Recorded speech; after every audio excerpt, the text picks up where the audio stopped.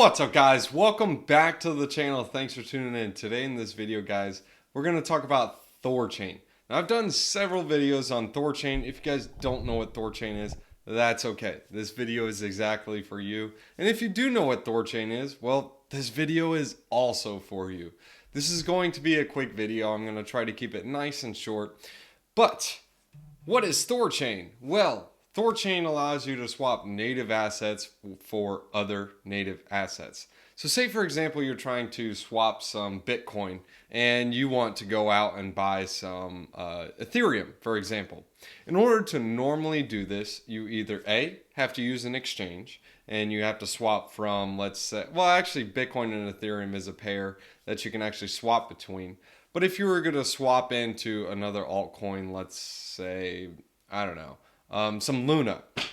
If you wanted to swap into Luna, in order to do this on something like Binance or KuCoin, you would literally have to swap from Bitcoin to probably a stablecoin, because stablecoins are most of the pairs that are with Luna, and then you can swap into Luna.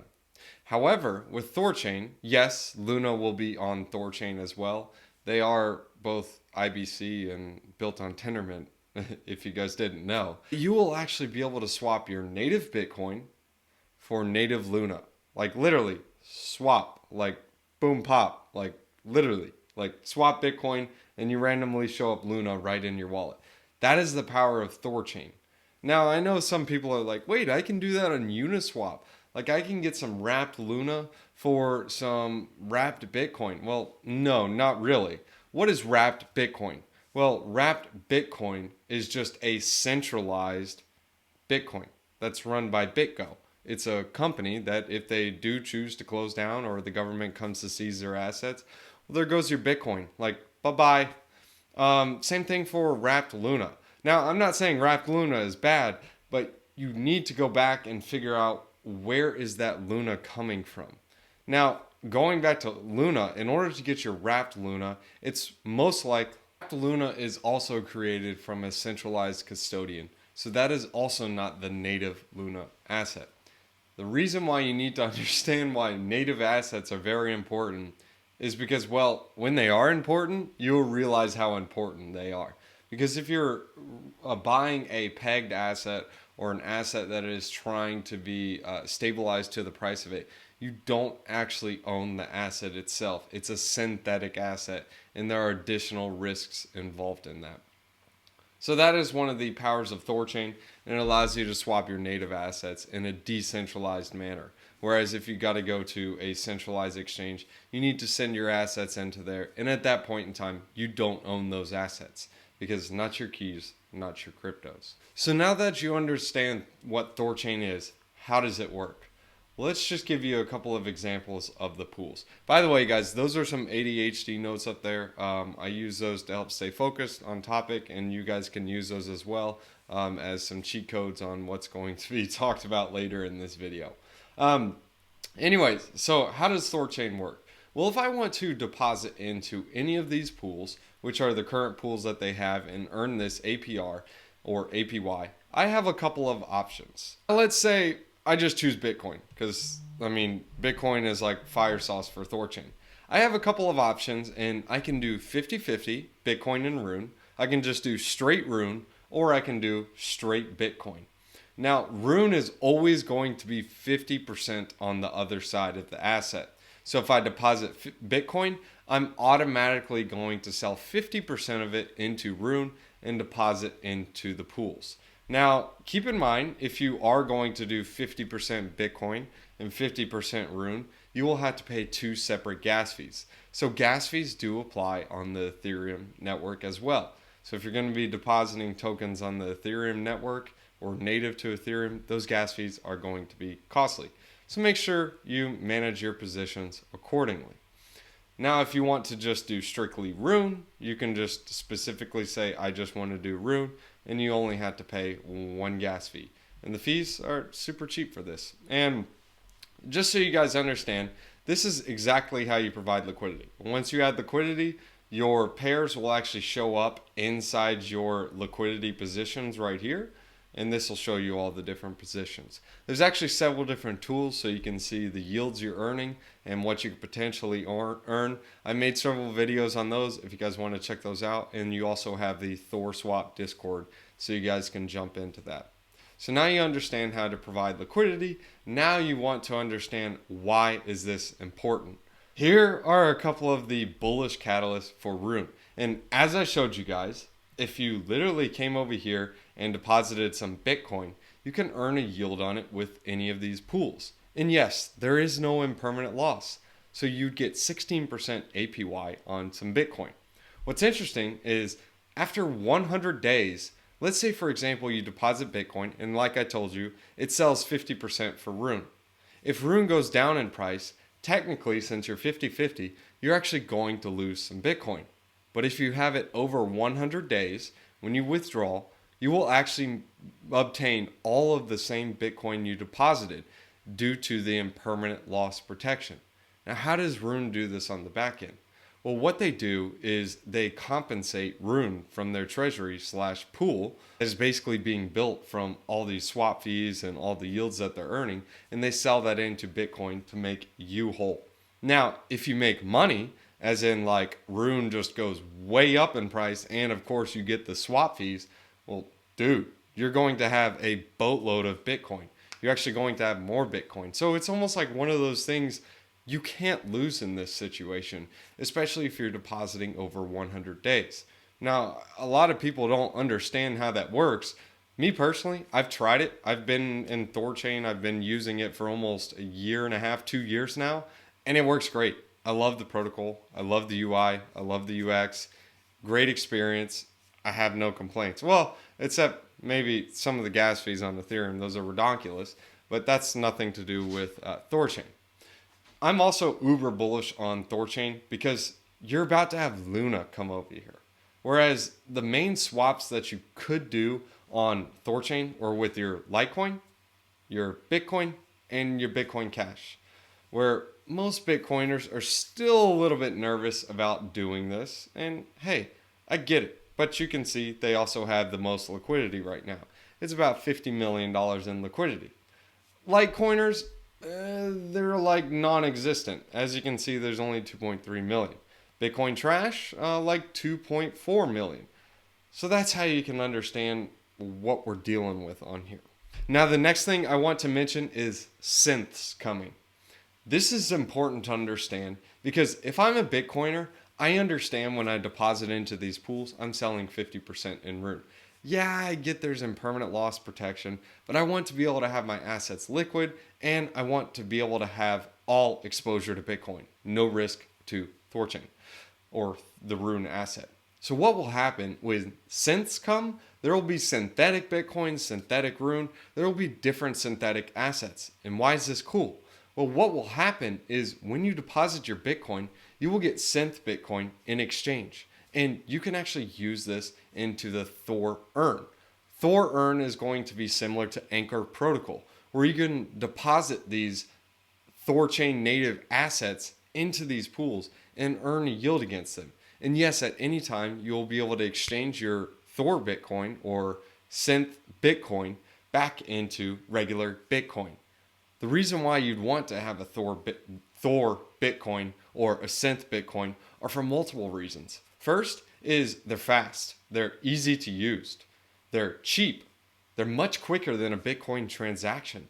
Because if you want to have the price updated on Bitcoin, it has to wait every single 10 minutes in order for that new transaction to come in. You guys know how volatile Bitcoin is. However, when you have synth Bitcoin or synthetic Bitcoin, it will be able to update prices more efficiently and more rapidly. This also is able to be integrated with IBC. So now that I have native Bitcoin, I can bring it over to Thorchain, get synthetic Bitcoin, and now I can use this on things like Secret Network, I can use it on Juno, I can use it on Osmosis, possibly even Anchor Protocol on Luna. I mean, dude, the options are limitless. Now, like I mentioned to you, Thor savings will be coming. And again, this will be just like Anchor. So it's not going to be like an Aave to where you lend out your assets and someone else who's borrowing the assets will be paying you that interest, which will be paying for that yield. No, it's going to be a little bit different. It'll be more like Anchor Protocol, where the synthetic Bitcoin is able to earn a yield, or even like synthetic Ethereum, whatever synthetic asset you use, is going to be earning a yield because the assets that you originally deposited are yield bearing assets. Now, I know you're saying, what the snap? How is that a yield bearing asset? Well, again, like I mentioned to you, when you deposit into these pools, let's say for example it's Bitcoin, it sells 50% into these pools, into Rune. And as you can see here, if I just deposit native Bitcoin into here and sell 50% into Rune, I'm going to be earning a 16% APY. So that is my yield bearing asset right there. It's the Bitcoin LP pair. And that is what's going to be denominating for the synthetic Bitcoin asset. Because what's going to happen if I just want synthetic Bitcoin, I'm basically going to be giving up my optionality of getting this 16% APY. Yes, I will still get a yield, but I will not get as high of a 16%. This is going to be going to those swappers on the other end, or the people who are holding the LP tokens. They're going to be getting the full yield, and some of it will be going to the synth Bitcoin holder for providing the native Bitcoin in order to do this. That's how you can understand where the yield is coming from. And I'm sure as they list other assets like a Luna, or even like, I don't know, Solana maybe, these guys, or these tokens are actually tokens that are proof of stake. So those can earn a yield themselves on top of the yield bearing asset. So time will tell. We'll see what's happening. Now, another thing that's coming for Thorchain that I'm uber bullish on is Thor USD. Now, what is Thor USD? Well, dude, this is like the cat's meow. Just like Luna, when they had UST, this is what you can look at Thor USD for. In order to mint the USD token, you will need to have the Thor token itself.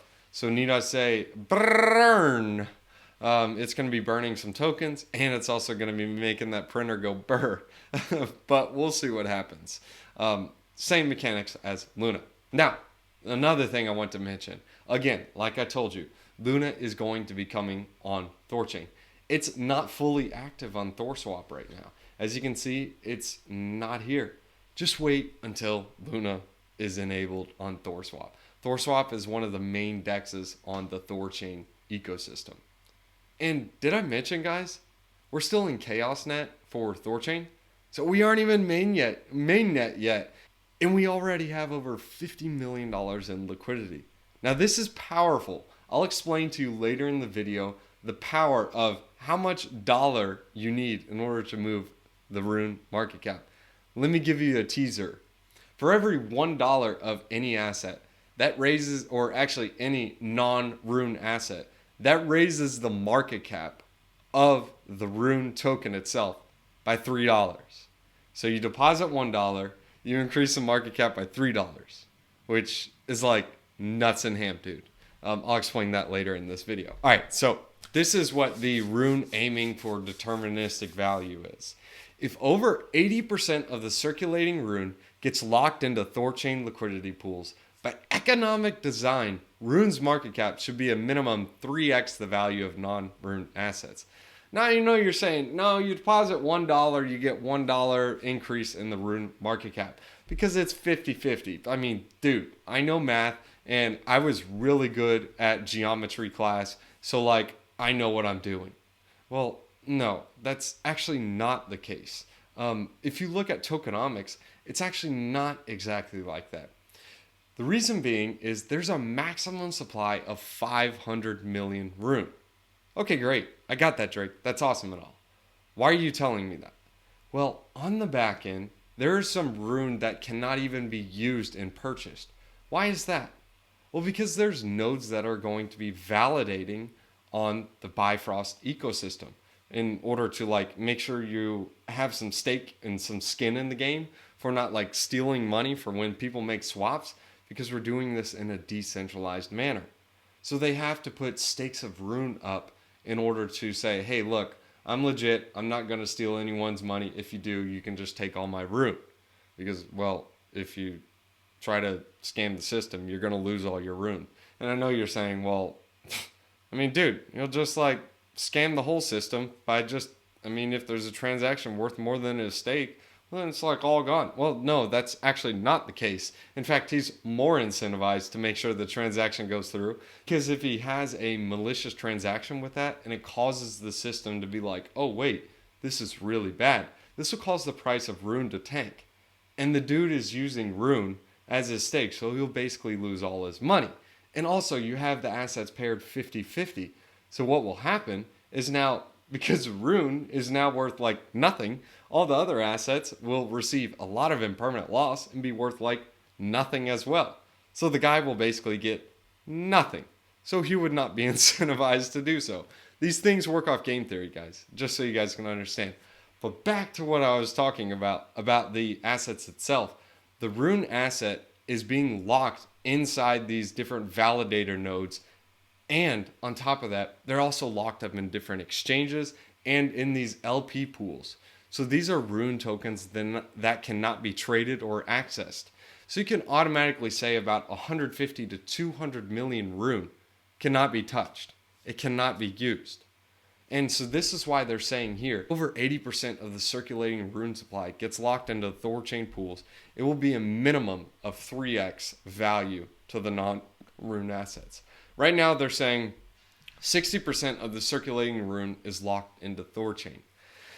Now, let me explain to you why the 1x to 3 or $1 for $3 little comparison.